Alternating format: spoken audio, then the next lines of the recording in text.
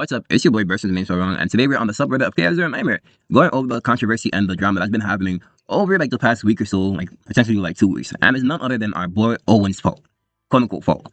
And the TLDR of what's basically happening is that Owen has triggered the Korean community side, like TGN, mainly like the incels, basically talking about how Owen is like being too much puss and how he's basically like hucking us from all the other female agents. And I'm really just sitting here like, how is Owen, the timid shy boy, doing that? But apparently it's a big deal. I thought when I first read it like a week ago, where there was like barely any post about it, I was like, okay, you know, this is another like Gacha, like cut gate. And I'm like, okay, this is gonna die out. But they actually had a emergency live stream that happened later on to like earlier today. So we're gonna be going over like key points of what has been talked about. But I want to go over like the subreddit first before I go into this. So as you can already see, my reaction to the Korean community drama, and this is the infamous pose that if you do this to any Korean gacha bro, you're gonna cause them to have a meltdown, because this right here basically signifies that they have a small PP, apparently. And there's like so much drama that happened. Like again, Renoa is doing it. It's just basically signifying that they have a small PP. And if you agree, if your first thought of seeing this is that you have a small PP, you're kind of telling on yourself, big bro. Just ignore it. What the hell is this incel talking about? I'm ashamed to be playing the same game. And I like Cassius. I think he's dope. But brother, this is a gacha game. It's literally a dating sim. Most players are playing because they have a romantic interest in the characters. That's just the fact of the game. If you don't care, then that's cool for you. But don't be a jerk who comes into other games clearly targeted at a certain group of people and then mock them for liking the thing they are being sold. In my opinion, that makes you the most insecure person in all. It's a dating sim. People want characters they are attracted to. Wanting attractive women in the game doesn't make you insecure or incel. And if you feel that way about the player base, then guess what? The devs disagree and all the upcoming characters are attractive women. So be mad and drop the game. This is a crazy comment. Like, the only thing I agree with is I like Cassius. He's dope. I do agree, but this is a gacha game. This is not no dating sim. This is literally a roguelike game. The main focus of the game is the roguelike genre, the dark, desolate, like, themes of the game. Yes, you can interact with the game, with the characters for like 5 seconds and whatnot, but the game is not meant to be like a dating sim, you know? And even if you use that logic, that it's a dating sim, guess what? Women play the game too. So like, what would you say to them? And then you can't even say like, oh, male make most of the game, or like male spend most of the money in gacha games, when you could literally go and look at like the gacha game census, and you can see that Love and D-Space is usually the #1 gacha game, and that game is purely meant for like the women gays, like, you know, like that game makes over like $1 bajillion. So like, I don't really understand how this is even like a talking point. Don't even make no sense. I see what the comments have to say. But yeah, I don't wanting an attractive character. It doesn't make you insecure. It doesn't make you incel. But just wanting it to all be them, it's just like, come on, bro. Dating sim is Slave Aspire, literally. It's Slave Aspire. I thought it was Aoi Pictures Collector 2, the official video game.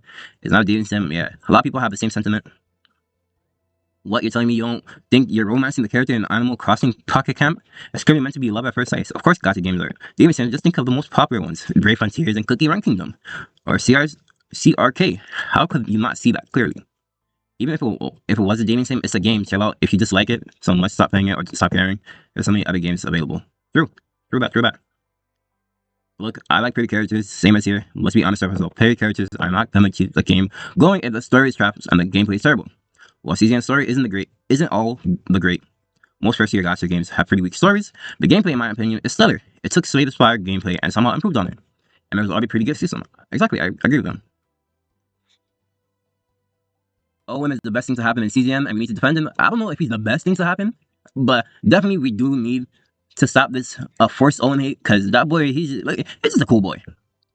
And we all know this is coming. This brings up to the topic on the emergency live stream. So let's go into there. The emergency live stream that happened earlier today, November 1st, 2025. We're just gonna be going over like core issues and like the big plot points. So we're gonna be skipping over the server instabilities.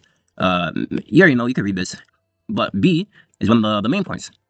The main point is the critical flaw in the main story narrative. The director acknowledged that the main story failed to meet player expectations, causing confusion and disappointment. When I first read this, I was like, okay, this is probably going to be talking about how players wanted the story to be more dark and desolate, and I agree. The game should do that, but this is where Owen comes into like the framework. Player alienization.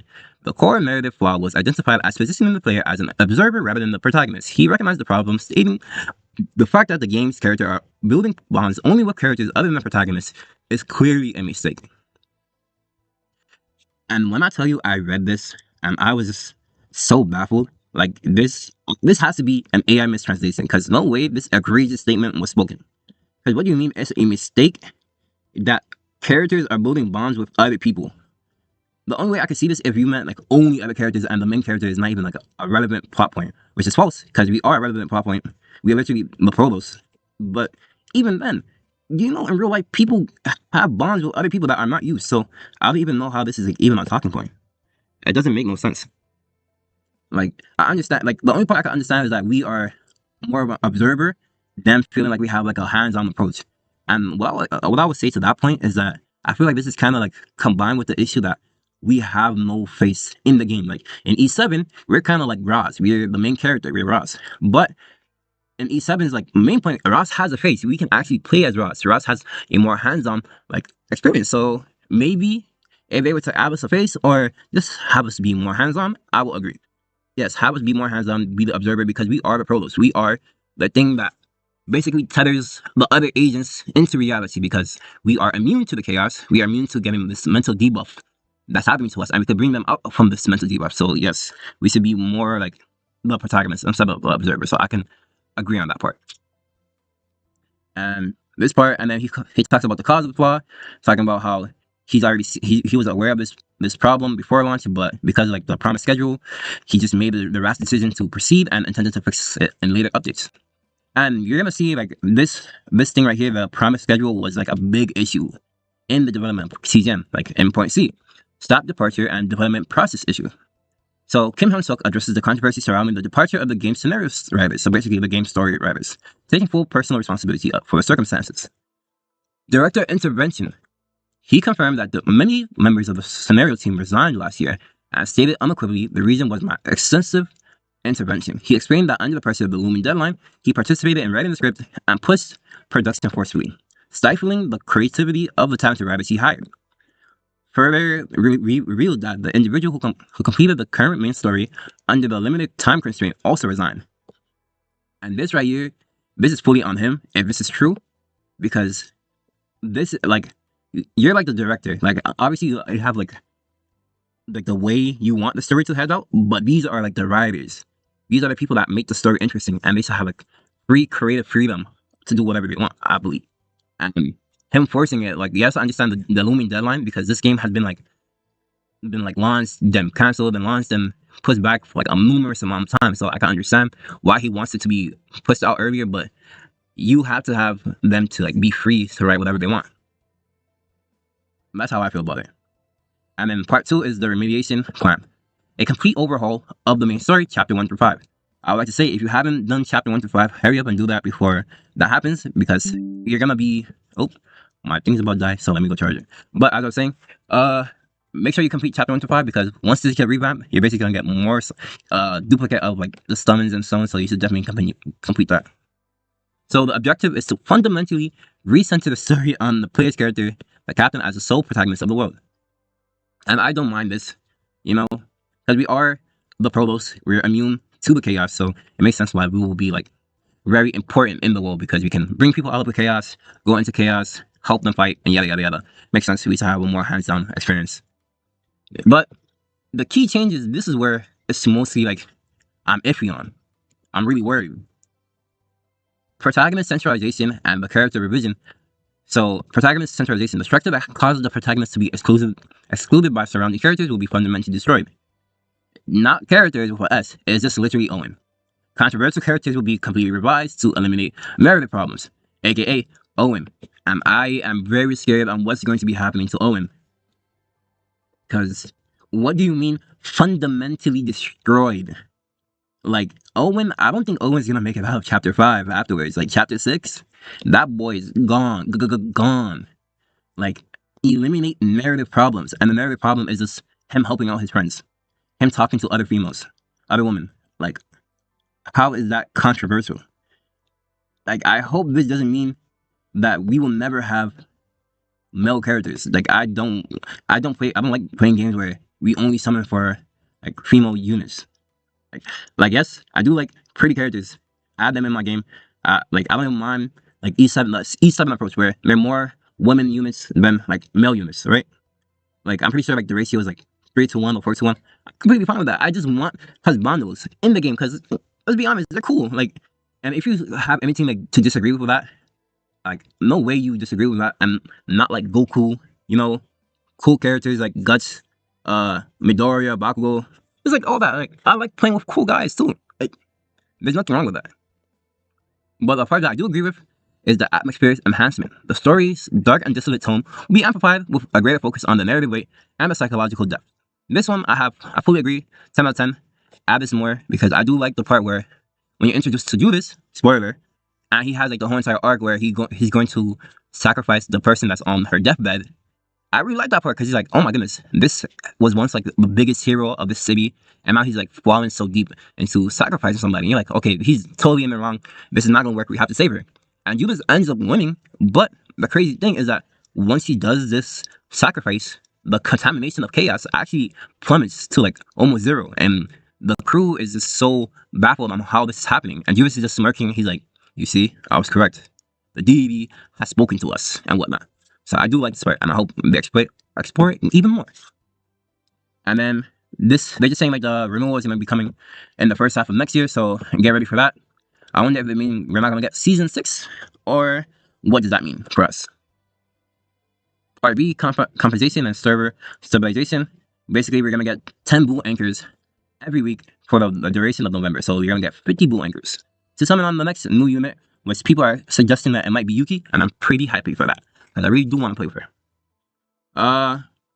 And basically this is saying that Kim Han-suk is just saying that this is the price we must bear as it's our responsibility for creating such errors. Basically saying that any Revolution loss is his fault because they make mistakes. See, localization. Yes, this is a big issue. You know, some of these cards have like different names for like the same effect. Some characters have different names, but they're the same character. I'm pretty sure Karen has different names and whatnot. So I do agree with this. The adjustment of gameplay and monetization. This one I do agree with. The character affinity, like, you know, friendship level, it was just too difficult because there's a lack of available gift items, which they have been helping a little bit with like the login every day bonus where you get like 3 cakes every day. So that's been helping, but he does promise the system will be improved in a first. Can I speak? He promised the system will be improved in the first major update to make the progression much more smoother. And I do like this idea. I also want to say that maybe if we like hit max rank, we get like those like little like ticket thingies where we can make our cards have animation that will help make us want to do this like friendship thing more. And in the business model, addressing complaints about monetization, he explained that the current model was chosen based on 2 main arguments, and these arguments are crazy. The first argument: the cost to acquire a character is approximately 30% cheaper than in a game like Genshin Impact. And I would like to say this is not even impressive. The bar is low because I'm pretty sure Genshin Impact has like a notorious reputation when like giving out these like pools and whatnot. They're notoriously like stingy with it. So I'm not even like too like shocked on this. Like it's a step up, but I want it to be like on the level of E7. But that's 7-year gaming, so I don't expect it to be like that off the jump. And then it's saying basically like the absence of limited time characters, like, you know, in a game like Genshin Impact, Wuwa, and other games like that, like Fate Grand Order, where every character is limited.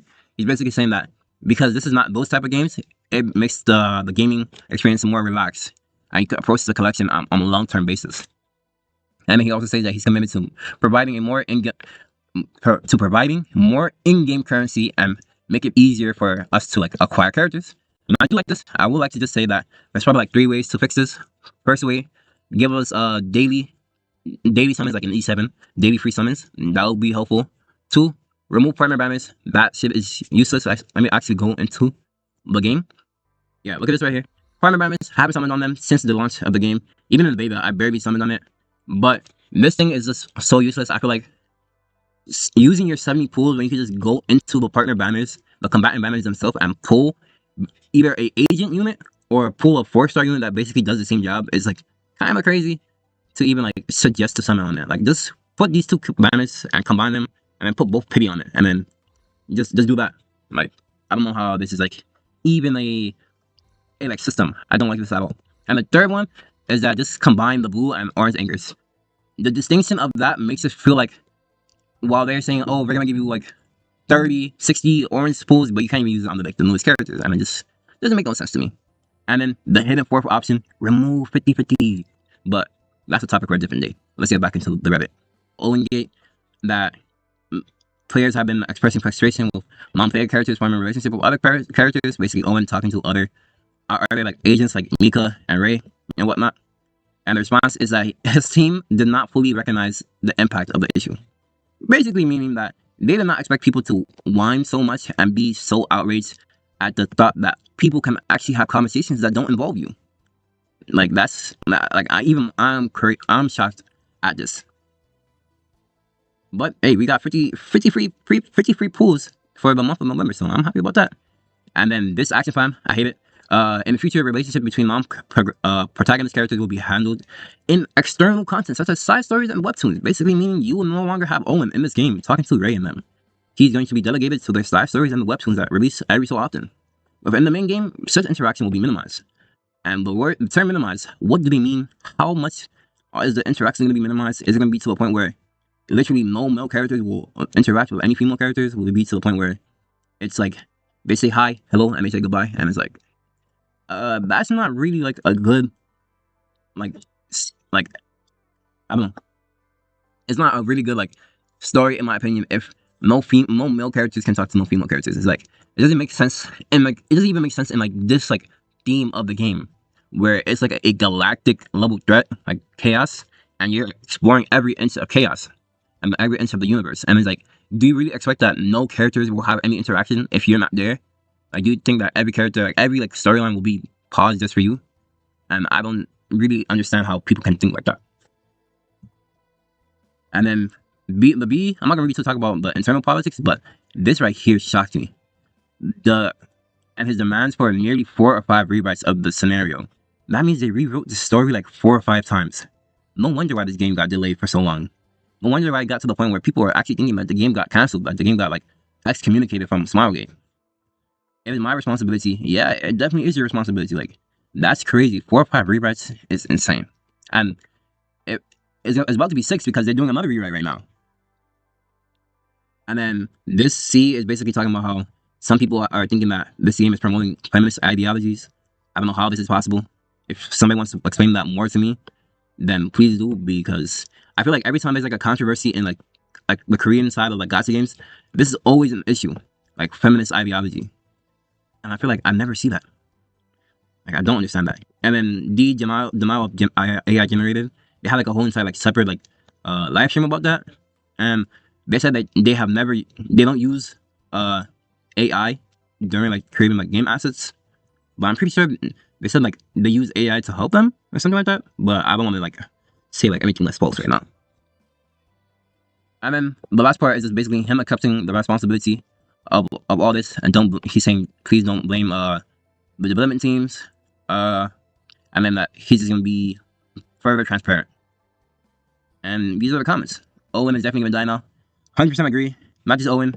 They want to see how other characters like Lucas and Luke interact with Beryl. Julius have a really good connection. Like, I really hope this doesn't stop them from making summonable male units, because some of the coolest characters in E7 were the male characters, like Wukong, Straze, Crow, Charles. Like, those are male units, and I hope they don't sacrifice them just to appease like the incel base of like those side of like CGN. I really hope that's not the case. Like, I want to summon for Judas. Like, he's such a cool character. I want to summon for Luis. He's such a cool character. Like, I'm not saying just have everything be a male character, because if you think that's what people are wanting, then you have serious issues that need to be discussed. Like, people are just saying like they want like a healthy balance. It's not even a healthy balance. They just don't want the like husbandos to be disregarded, because guess what? You're not the only person that plays the game. You're gonna have to like conform and understand that people have different like needs and whatnot. Like, I understand that these are not legitimate, but these are like actual like concerns that these players have, and I agree with to like the part where the male character, the MC character, should be prioritized more, but not to the point where Owen is going to be excommunicated. Where right here, where They're just gonna like kill off Owen and then replace him with like a big booby spirit lady, or have Owen be revealed to like he was always a woman, but he was just secretly hiding it so he'll be respected more or something like that. I do not want that to happen. I just want it to just be where we get our male units, we get our female units, and the story is just good. I feel like that will make the game 100 times better. But let me know how y'all feel about this, because I feel like this is just like one of the biggest like non-issues in my opinion. I was not expecting it to be this level of like craziness or unrealism. Not unrealism, but it's like this is like just crazy to me. Like they just have the whole entire suburb just like going crazy about it. But yeah, conversation does slap fermenting. But with that being said, what do y'all feel about? Yeah, he's definitely gonna get eliminated. Goodbye, my boy. And you can see like his chaos state. But yeah. With that being said, Chaoszeronightmare has opened up with 6 million. That is nice. But yeah, I was saying, you see, Love and Deep Space is like literally like always number 1 or number 2, and this is like mainly the female gaze game. So like, you can't even say that male units don't bring in no money. Like if you do them correctly, like Hugo is one of the biggest tweets on the CGN account, and that's a male right there. People like what they like. People, if you do a character good, if you do them justice, they will bring in money. And I feel like these games show it. Like people play Dokkan Battle. That's a purely like male aesthetic. Like I don't know. But with that being said, tell me how y'all feel in the comments about all this OwenGate. If you think Owen should be excommunicated, if you think Owen should continue to be the Giga Chad that he is, or whatever you think should happen in the future of the game. And with that being said, enjoy your day, your afternoon, or your night. Goodbye.